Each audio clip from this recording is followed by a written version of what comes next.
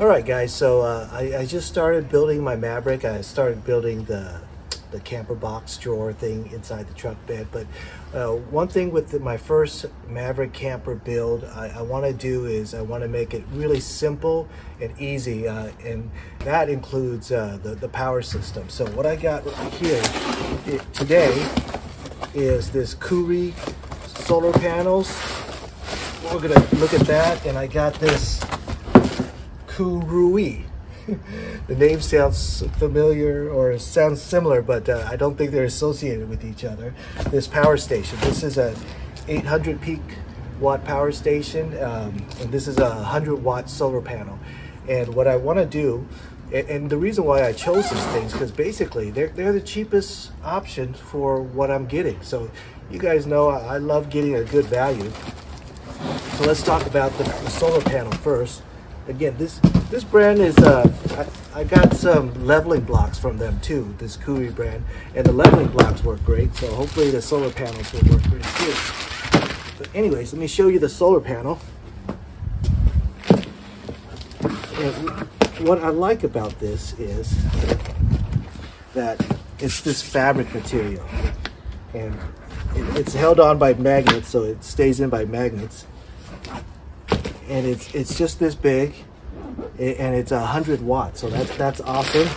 It's got a bag back here to keep all the wires and stuff like that, and it also has some ports, so if you could hook up your USB directly into that, to USB-C, and even a DC output. So if you want to use it as like a big giant phone charger, I suppose you could do that too. But the reason why I like this fabric material is because, for the most part, I'm not going to keep this solar panel on the ground. What I'm going to do is I'm going to put it on the car. So it comes out like that, and because it's fabric, you know, I don't really worry about it digging into this material or anything like this. This is a soft tonneau cover I have, you know. So the only thing that's metal is right here, but there's even a little plastic thing right there, so that's gonna be right nice and soft, so I can move this anywhere in my truck bed. I can put it on the top of my truck, you know, up there. So again, because it's that soft material, I'm not really going to hesitate to put this on the top of my truck. If it was aluminum or something, I'd be afraid of that scratching my paint, but this metal, this fabric material, I'll be able to put on the top of my car, no problem, if that's the way I choose to angle it with the sun.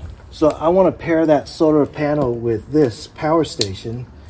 And again, you know, I got these because of their value. You know, I don't want to pay a ton of money for a Jackery or anything like that. I'd rather get something that's, you know, not a big name, that I could get more value for my money.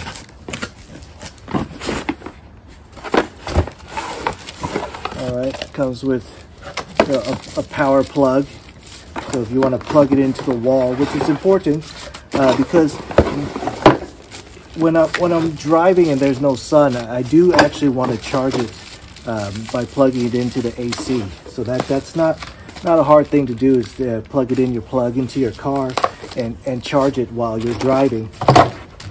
All right, let's take a look at this. Again, don't mix up these two names. I don't think they're affiliated. Kurui. But anyways, that's the sucker right there. This is a lithium-ion battery, so it's pretty good. It's not a lithium iron phosphate, which is one step better, but for your value, I think you're going to get more for your money if you get something like this. So we're going to hook it up and test it out. Test out some of the ports and things like that.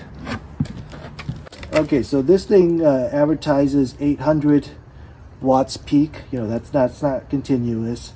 So it's 510 watt hours. So I bet you the continuous power is probably going to be around 500 watts. So we're going to test it. We'll run it with my coffee maker to see how well it does, and put on a voltmeter, a watt meter, and try this out with my solar panels.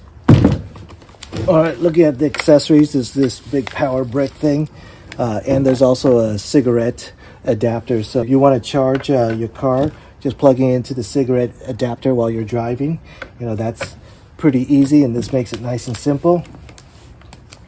And if you're home or you have a power source, you use this big charger. Let's plug it in to see how much charge they pack this with. Okay, so they pack it as 76% full. That's pretty good. That's enough for us to test it out.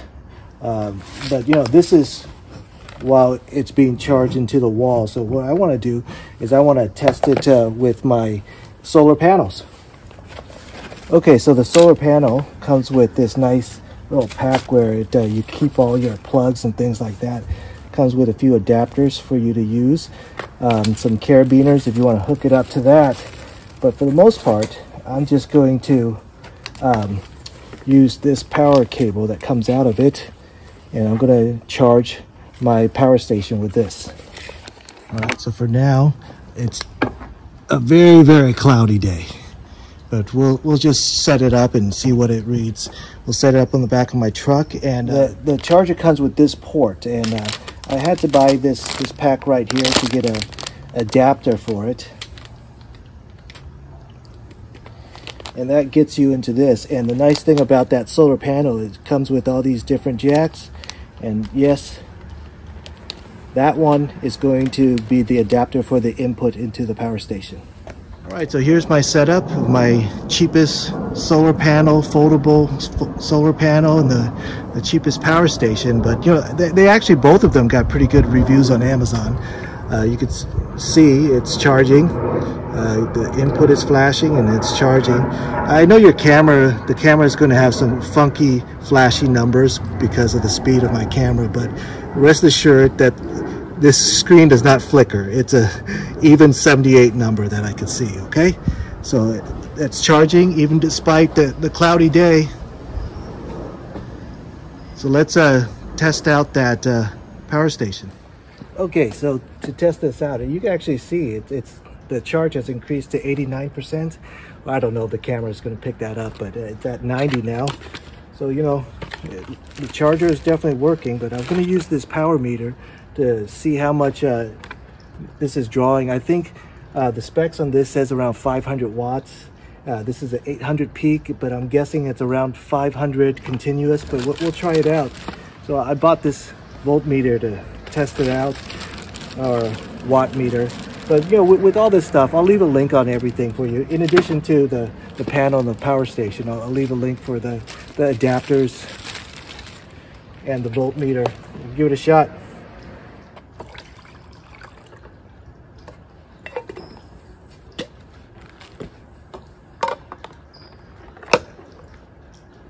Okay, plug it in. Let's see. I want it on watts. Let's turn it on. I forgot to turn that on, so let's plug it in. Okay, let's turn this on. All right, so it's reading 600 watts. So it's reading 600 watts, 608 watts right now. You can't really see that number because of the speed of my camera, but that says 100% right now. And you can see the coffee drip is beginning to make it. So that's fantastic. You know, this is a max of 800. Again, that's peak, that's not continuous, but it's able to run 600. No problem, that's fantastic. For the most part, I'm going to use this to run my refrigerator, which is way less than 600 watts. But now I have a great portable power station and some portable solar panels that I could just put anywhere. It's real nice and easy. I don't have to do any building to hook this setup. All right, the coffee is just about done. So you're looking at around 2.5 minutes later, roughly 600 watts. You can't see that number again because it's hard, but it says 95% now.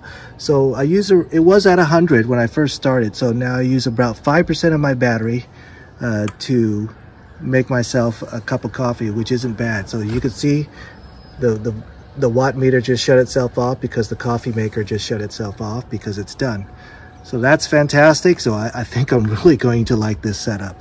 It's so easy. There's no build. and I could just take it anywhere. All right, packing up my power station. Fits like that real nicely, and the nice thing is that it's close to the cigarette lighter, so I could just, you know, recharge it while I'm driving. I don't need the solar panels. And now the solar panels themselves, again, the form factor is fantastic. It's so small.